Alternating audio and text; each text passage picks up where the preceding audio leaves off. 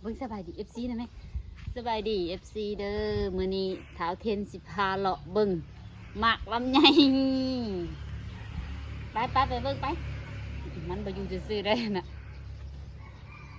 สบายดีเด้อแม่สบายดี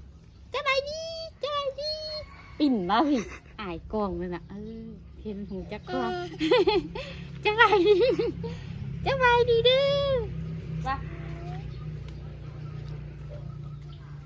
หมากลำไยดกแท้เบิ่งแม่นี่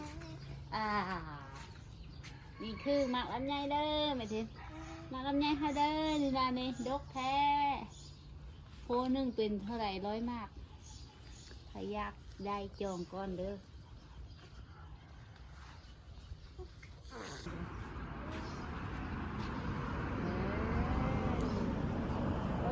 ลำไยเฮาได้นี่นะ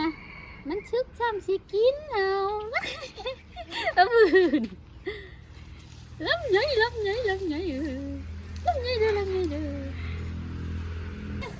ื้นเด้อพื้นเด้อ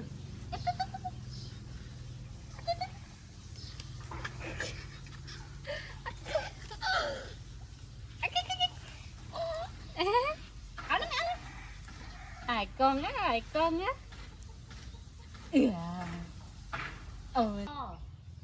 ดกบ่ต้องข้างในเนาะทางนั้นดกกว่าเอาหน้ามันคือแตกว่าทางนั้นน่ะ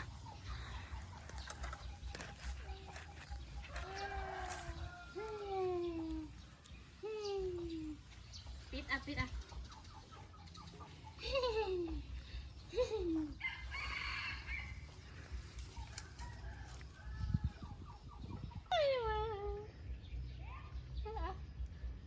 ั่นเจ็ดเข้าตา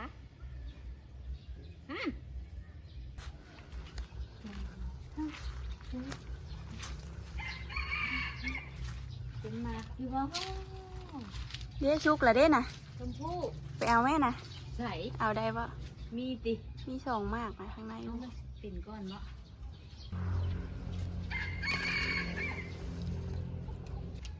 ขอบใจเด้อมีบทแดงไพ่ได้จิครบมือมีบทแดงไพ่ทำลายคนชมพู่เป็นน้ำหลังบทแดงไพ่เป็นมีหนอนพร้อมได้นี่รองบทแดงไพ่ครบกินมาได้ดัง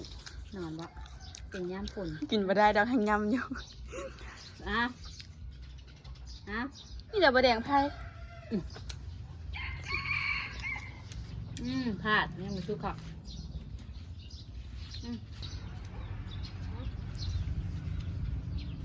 ดอกปีกไก่ดำโก้กินได้เนี่ยดอกสีม่วงสีม่วงงามมาเช่นให้เอาให้แม่ขึ้นนะแม่ให้หาวทีมเลย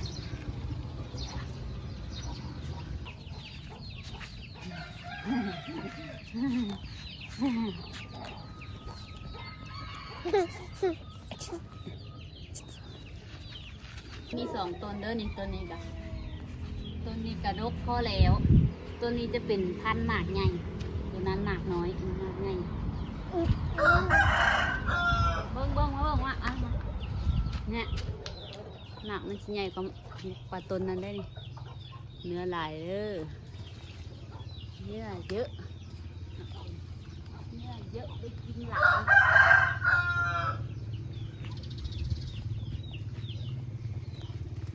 ดูมันกระเบอร์ก็ขาดค่ะ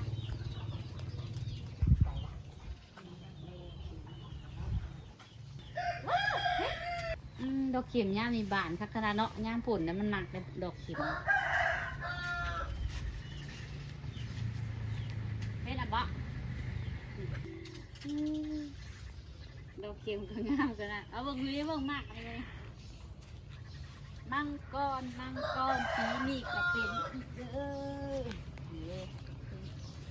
มังกรฮักกำลังเป็นดอกอันนี้คืออันมากมันบ่ได้เนี่ยมันใหญ่นี่จับอยู่ดอกนูนทลบานจับดอกแล้วกะมันเป็นมากมันอันกับบ่จับเลย บ่อยู่ให้ผสมเกสรสีม่วง ยตอนนั้นก็ผสมคือกันบ่เห็นสิจับเบิ้นเบิ้แน่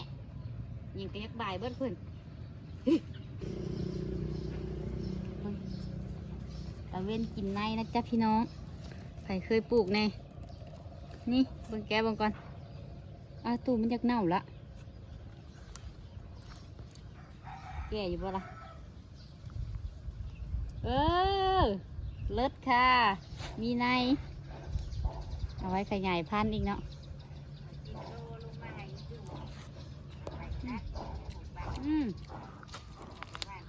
กินดิบเลยติ นี่ตัวในอันนี้มันตึงค่ะตัวอันนี้ค่ะบดตึงข้างในนี่ค่ะรีบนี่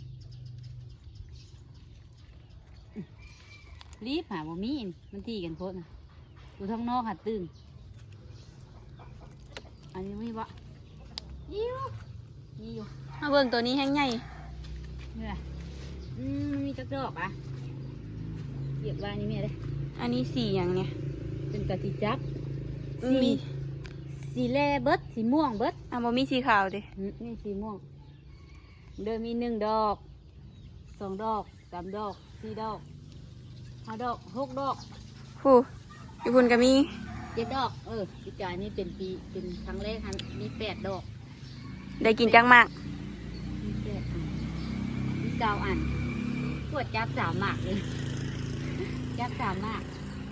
รุ่นเบิดไปแล้ว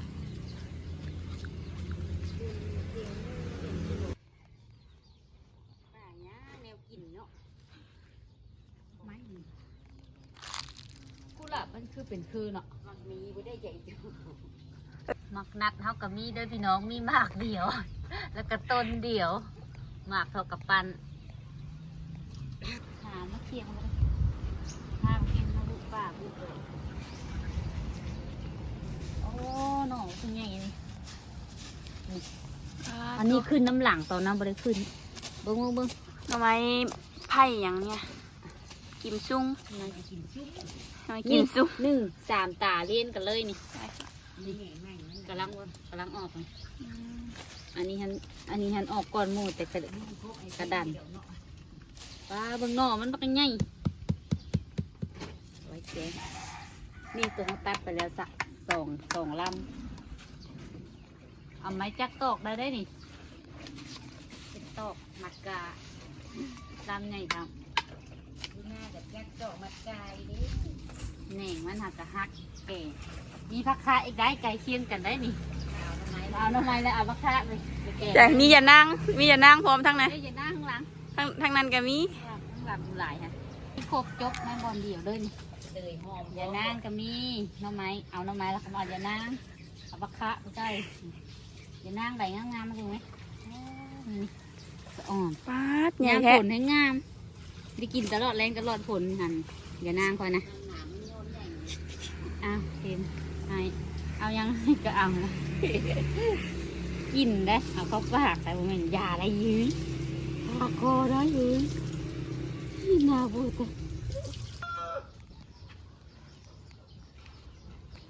มะนาวก็มีนะคะสมุกลำไยมะนาวมะเฟืองมะไฟ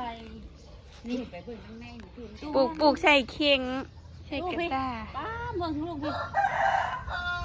ใส่ เด้อลำไยโตง่าเด้อนี่ทำมอนโตเด้อนี่เด้อนี่ หมักนาวเราใหญ่ทั้งหลัง ว่าทำมุดลำไยหรือว่ามาลำไยมักนาวนี่นึง โอ้ยหลายอยู่ ยกอยู่มันเป็นลายก็นี่ของมันหักล่นค่ะจับเท่านี้เขามันจับเลยมันก็สิพาโกกหักแล้วเนาะตัวนี้น้อยนี่ ไปกกต่อไป โอ้ยปวดแขนได้เลย